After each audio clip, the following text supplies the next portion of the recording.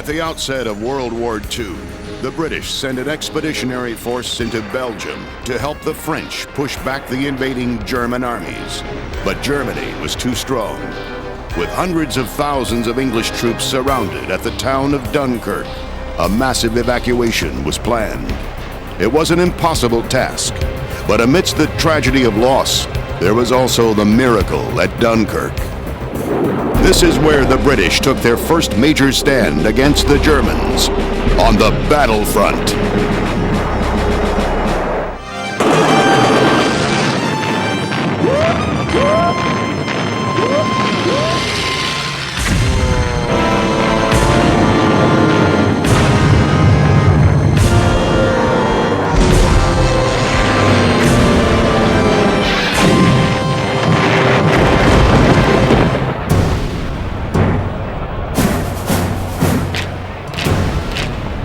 On September 1st, 1939, 112 divisions of the German army roll into Poland. By May 1940, Hitler orders the implementation of Plan Yellow for the invasion of Holland, Belgium, and France.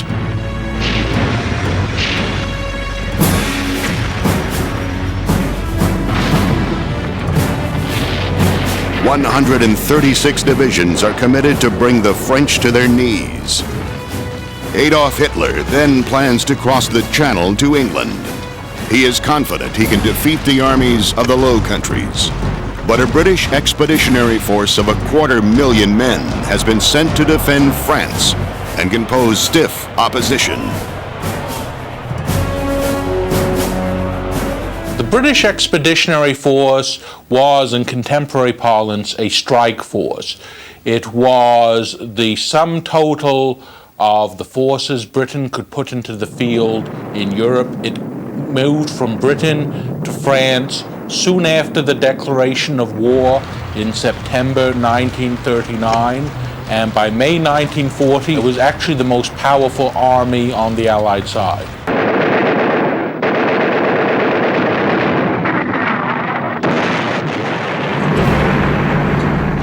The German plan is a two-pronged attack to seal off the French First Army, the British Expeditionary Force, and the Belgian Army.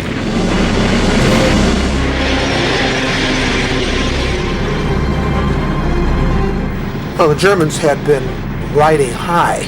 Everything had gone their way. They were convinced that the war would be over quickly, that they were going to defeat the British, and that the war would be over and they'd be home by fall.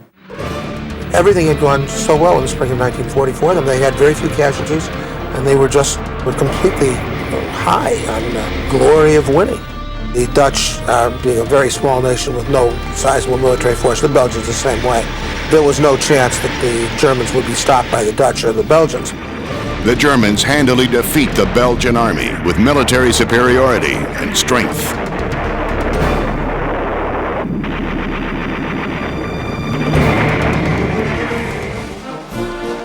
When the Germans opened the offensive in the West, the British Expeditionary Force moved into Belgium as part of what was called the Dial Plan. They were expecting that the major German move would come through Belgium, past Brussels, the way it had in 1914. Civilians were glad to see them, showed they were not alone, but there were already disconcerting signs.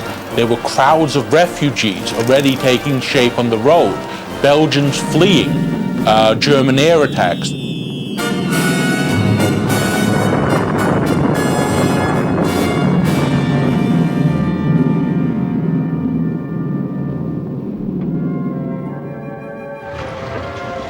With their light movable army, the British take up positions quickly.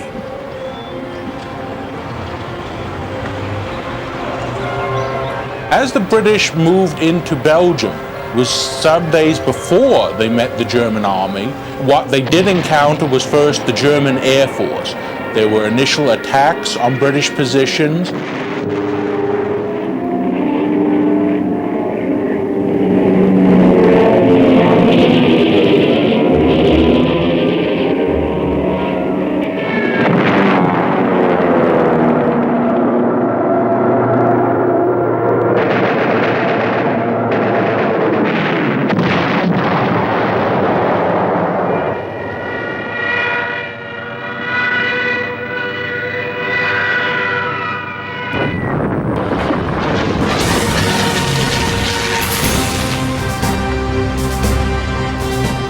On May 14th, 4 days after the invasion, General Erwin Rommel orders his 7th Panzer Division, known as the Ghost Division, across the Meuse River.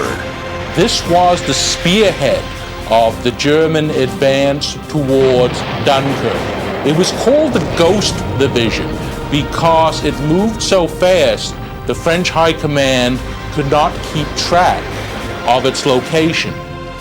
Only 1 day later, German troops marched victoriously into Holland.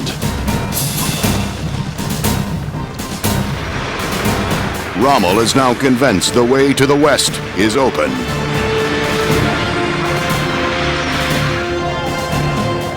The British morale endured despite the repeated defeats of the French army. This was a strong force, a lot of pre-war regulars, and had a great deal of confidence in itself and its leaders.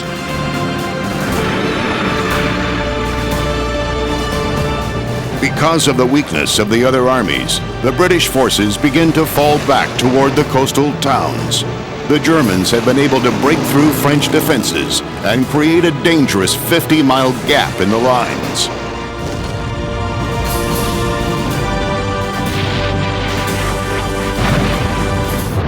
The Germans are on their way to yet another conquest.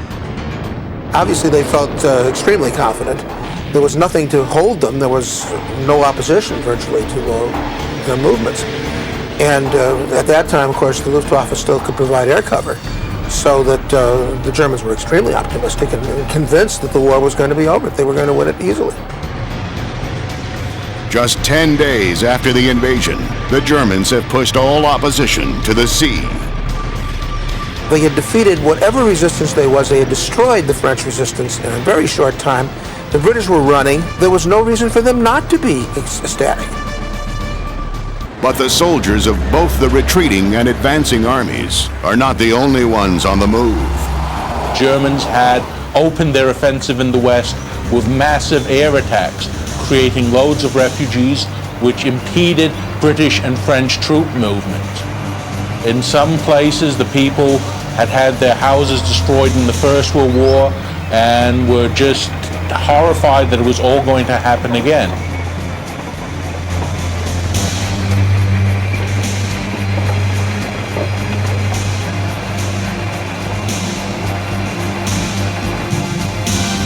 Most of the British Army retreated on Dunkirk in good order and was intended to have won many of the battles they encountered with the German army as they retreated. With the British surrounded at Boulogne and Calais, Commander-in-Chief Field Marshal von Rundstedt orders his panzers to a halt because of the loss of too many tanks in the advance.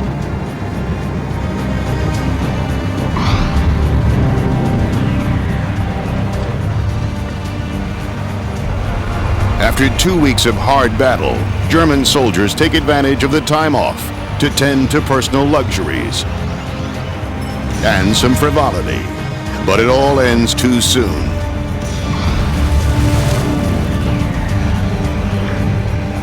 As the countryside becomes a battleground, civilians continue their flight.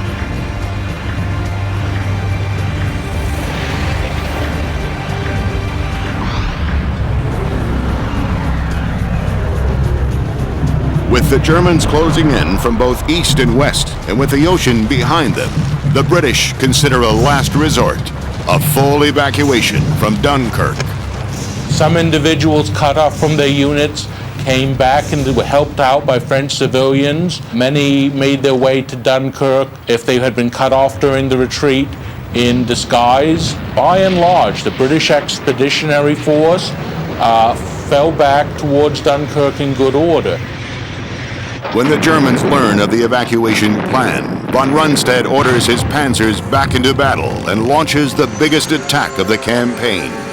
But the respite has allowed the Allies the opportunity to mount a ring of artillery around the besieged army.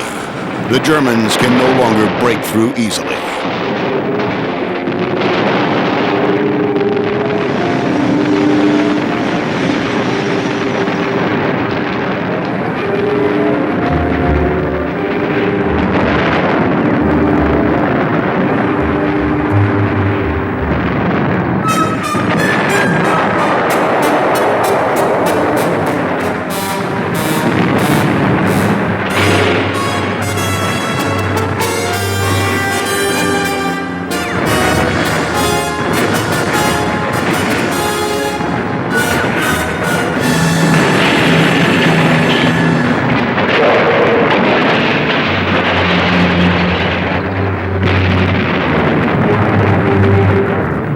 all the British troops moving towards Dunkirk, the question remains, how will 340,000 of them be evacuated?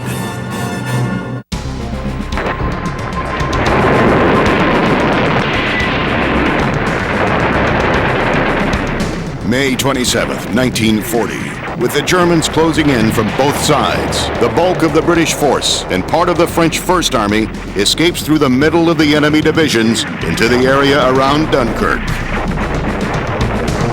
Fortunately for the British, the terrain around Dunkirk is very good for defense. There are canals which they could set up defensive positions behind and prove formidable obstacles to German tanks.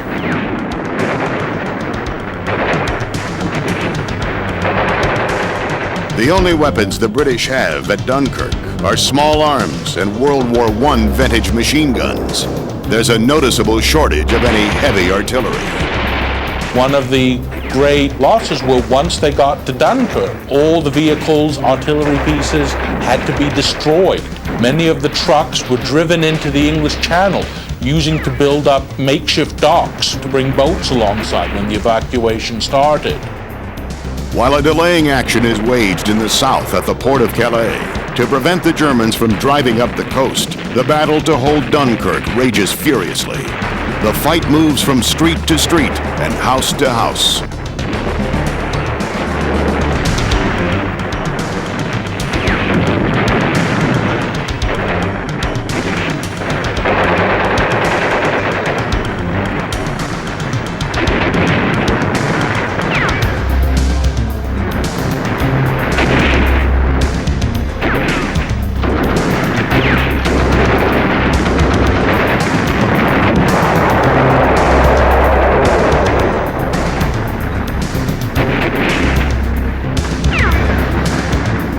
The battle for Dunkirk has been reduced to the bare minimum. There are no large armies facing each other, just small groups of desperate, trapped men.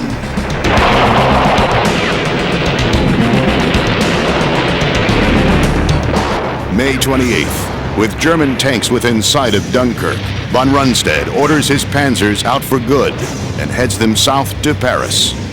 The German commanders were flabbergasted. They couldn't believe that they had been told to halt. They felt that they could have wiped out the British Army right there. We now know that Hitler probably didn't want to destroy the British Army at that point because he still in 1940 had visions of a German-English alliance against Russia. But there are still nearly 350,000 men at Dunkirk to be evacuated. The rescue plan, called Operation Dynamo, has many obstacles. English ships must face minefields, German U-boats, and Luftwaffe fighters as they cross the channel. If they make it through, there are still the enemy guns at Calais.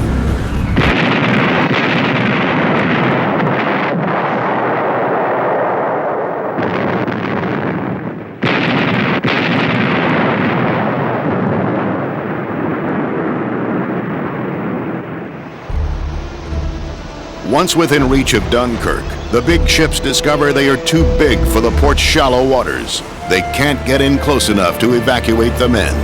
Only 7,000 make it out the first day in rescue boats, just 2%.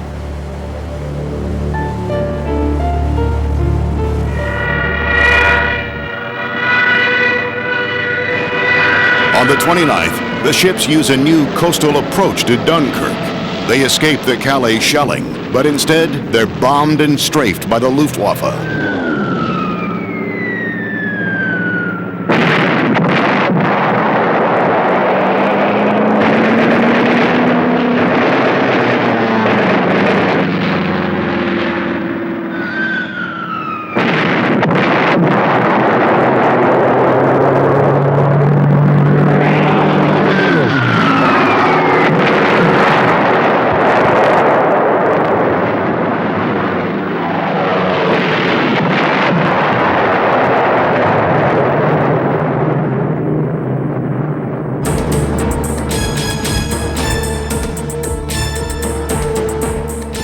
"47,000 troops now make it out safely. By late afternoon on the 29th, all rescue teams are alerted. Dunkirk harbor is now blocked by damaged ships. Any further evacuations must be conducted from the beaches. In this one day alone, 3 destroyers have been sunk, 6 badly damaged. The Admiralty, alarmed by the loss, suddenly orders all new class destroyers withdrawn. Without them, the evacuation is in trouble.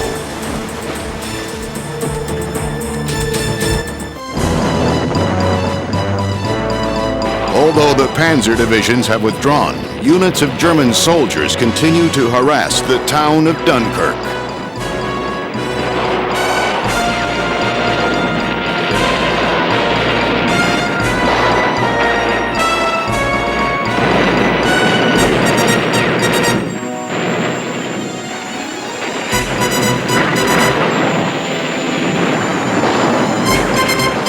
On the morning of May 30th, an urgent telephone call goes to the British War Ministry.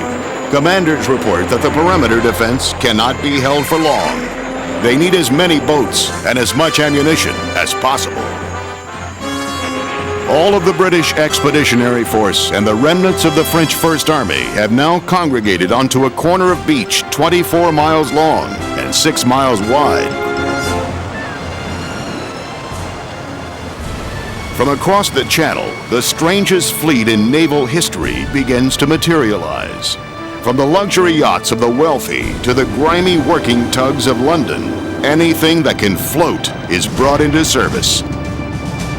The captains of these small boats have heard the thunder of artillery from across the Channel in England, but neither the fear of the big guns nor the omens of disaster could hold them back.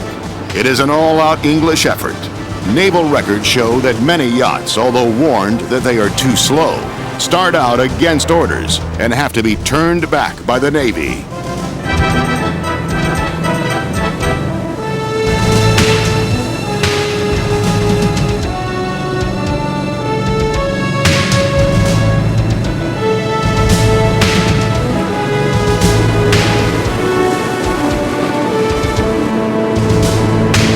A total of 861 ships and private craft take part in the operation, braving a fierce bombardment by the Luftwaffe. In the air encounters, which take place over the Channel, the Germans lose 130 aircraft, and the RAF 106, with 87 British pilots dead or captured. By moving over 1/3 troops of all nationalities under close proximity from the Germans, certainly at great cost to both the Navy and the Royal Air Force, was a tremendous feat. The fact that they were assisted by mobilized civilian craft, the legend of the little ships at Dunkirk, which civilians brought boats out, crossed the Channel to ferry troops from the beaches to warships and transports offshore. This was all part to show the British that the war was a real thing.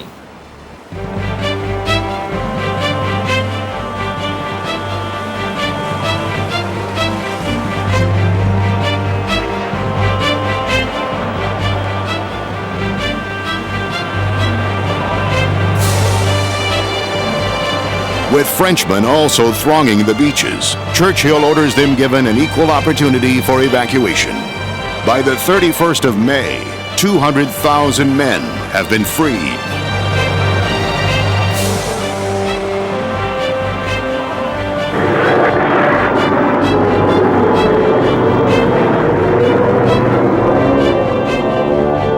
June 1st, in a last-ditch effort to stop the evacuation, the Germans go all out and throw everything they have at Dunkirk.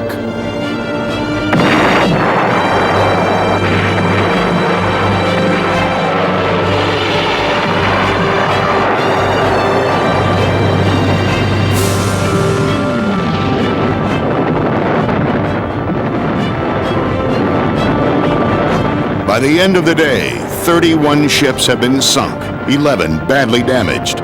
The Germans are within 4 miles of the beach. But still, the ships come, because there are men yet to be saved.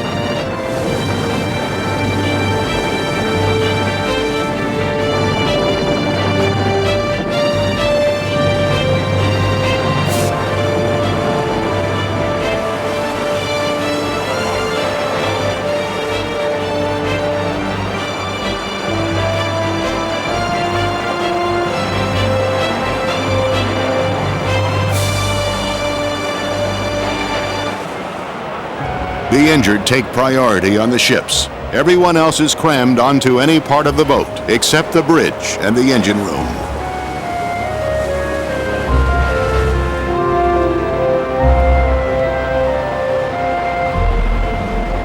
Some of the men are lucky enough to be fed. For the others, leaving Dunkirk and certain disaster is reward enough.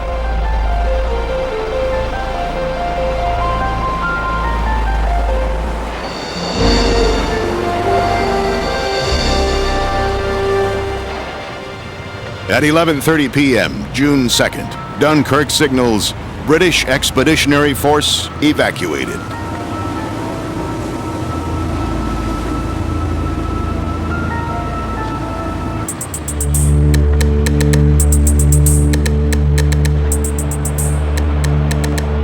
At 9 a.m. on the morning of June 3rd, 40,000 remaining troops, mostly French, surrender. The Germans also capture large amounts of abandoned British and French equipment. 2,472 guns, 84,427 vehicles, and 657,000 tons of ammunition and stores.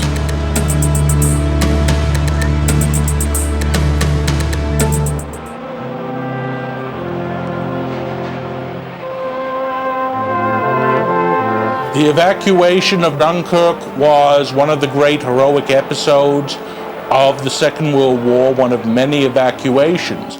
In fact, the British saw this as so much of a success that Churchill had to go on the radio and remind people that wars are not won by evacuations.